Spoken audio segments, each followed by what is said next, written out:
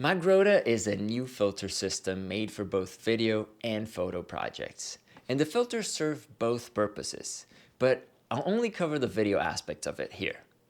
The idea of MagRota is giving you endless filter combinations in a system designed to work with almost any focal length longer than 14 millimeters. And that's pretty wide, let's agree. What I'm thinking here is, how complicated is this, and can it replace a matte box for me?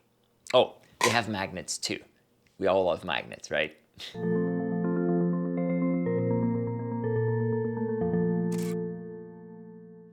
This will be a very hands-on review, and we'll go through the process of building a stack of filters while discussing all the cool things that we find in that process. And if you like what you see, you can get your kit at Indiegogo starting at $240 and going up based on your choice of filters. Check the link in the description for it. The team at Velium classifies MagRota's filters in 3 different families. True, which covers all variable, solid, and grad NDs. Soft, which includes all 3 different strengths of black mist. And shining, for either gold or blue streak flares. I have a large number of filters here, and we're gonna shuffle through them in the process of building a stack for the Greatjoy 35mm, which I called characterless. And I wanna see what I can get out of it with filtration. First, let's connect the MagRota frame to our lens. The base frame comes in 82, 86, and 95mm threads, plus a special version for 14 to 24mm zooms, but we won't talk about that. Besides the native threads, mine is 82mm, Velium provides a few step rings, so I could use MagRota with lenses of smaller threads like 67, 72, or 77. So I'm gonna thread this in here. And here we already start seeing some of MagRota's smart design. The lens goes into the frame, meaning all of the mechanics for it are behind the glass. And this is a great choice to help clearing wider lenses and avoiding unnecessary vignetting. On this very cool looking frame, we have 2 windows. So we have one here and one here for this golden rotating ring that's built into it, and a locking knob to prevent said rotation. So if I turn this to lock, I can't rotate it anymore. If we turn the golden ring, we see more of MagRota also spins. This is gonna be our first layer of control. Time to start adding filters. Even though we have a wide selection overall, there is a method to the madness. I won't just throw on anything I want in any order. The first layer of filtration is labeled Cine 1, and we have street filters and a grad ND at this layer. You will always find the label for each filter on the back of it. So this one says grad ND 3 stops, soft. Let's start with the golden streak for now. So the layer 1 of filters has these little teeth all around it, and they will match the grooves on the frame. So we'll drop it into the holder and the magnets will just grab it. Now I'll rotate it until it clicks as the little teeth behind the filter fit into the grooves. From here, I can rotate the golden ring and that will rotate the filter. I'll align it as a streak filter should be, with streaks vertical to the lens for horizontal flares. Sort of like here, and then I'm gonna lock this. We'll move on to the Cine 2 layer, which is directly connected to Cine 3, as these 2 layers make up our variable NDs. But let's walk before we can run. For the Cine 2, I only have a circular polarizer, so this is a dual CPL. Here, we have some more smart designing, but we need to sidetrack for a moment. If you didn't know, variable NDs are made of 2 polarizing filters. Polarizers filter light, so only light rays in a particular direction can pass through it. This leads, most popularly, to eliminating reflections, blacking out screens, and improving contrast.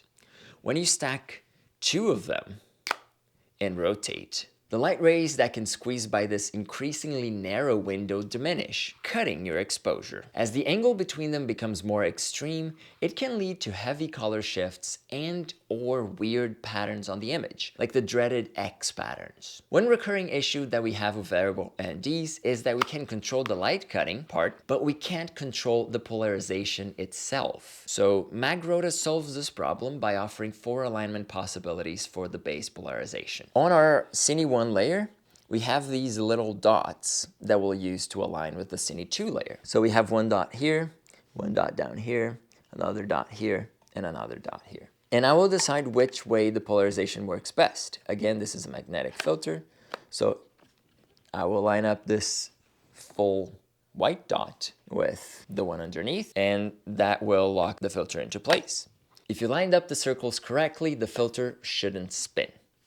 Cool. We got streaks and polarization. Let's engage with some light cutting. The Cine 3 layer gives us 2 options: a subtler 2 to 5 stops and a more hardcore 5 to 9 stops filter. For now, I'm going with 2 to 5 stops. For alignment, we have 2 options this time. If we're using a wide lens, we want to align our variable ND to the area of the polarizer that says wide. And the same applies if we're using a long lens. You line up the polarizer with the tele mark. But what's the deal here? Well, wide lenses are more prone to seeing patterns and artifacts from variable NDs. So aligning it with the wide mark actually limits how much filtration we can dial in. If we're looking at the marks and the filtration, we can see that we don't hit the end of it. And by looking at the side of the filter, we can also accurately tell how many stops of light we are cutting. And the Vari-ND layer also has this little lever to help rotate it easily.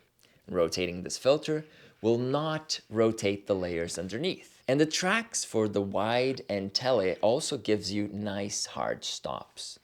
So if I switch this over to the other side, where the mark says telephoto, and I align it, I can go all the way to the end of the marks, which is effectively a larger range than we had on the wide. I'm using a 35mm 1.8 times anamorphic lens on a full frame camera, so I'll count that as wide. This brings us to the last layer, Cine 4, where we can add diffusion. The choices are black mist 1/4 and 1/8. And I've been told by the folks at Velium that these are very close matches to the traditional Tiffin Black Pro Mist. I'm gonna add the 1/4 black mist because I'm on a wider focal length and I'll need the higher grade for more noticeable effect. I'm gonna drop this in, and this just goes anywhere. There's not a locking place for it. So let's toggle through our choices.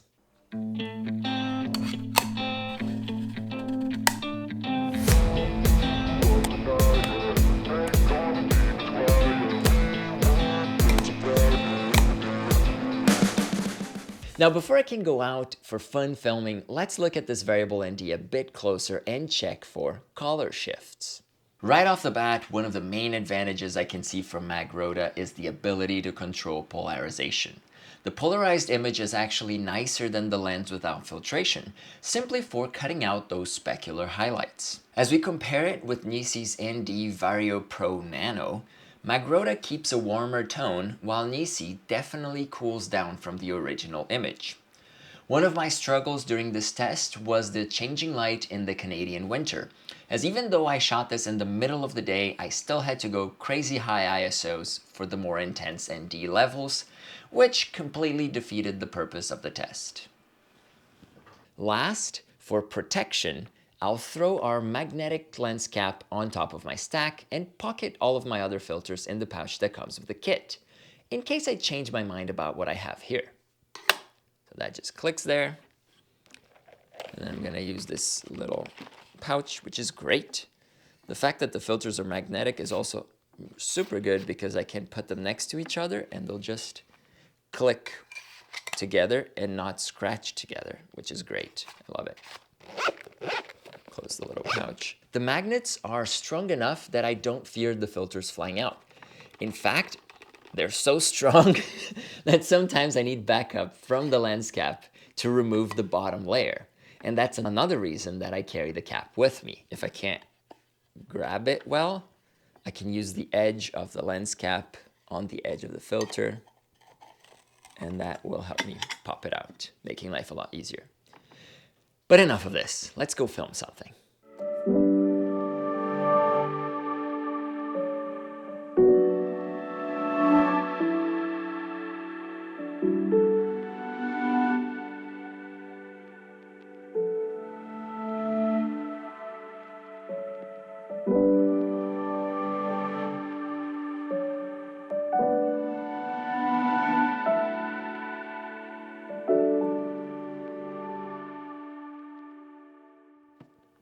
I like how I managed to get some flares and more personality out of this lens using MagRota, and I'm pretty impressed by the excellent choices and smart design delivered by the team at Velium.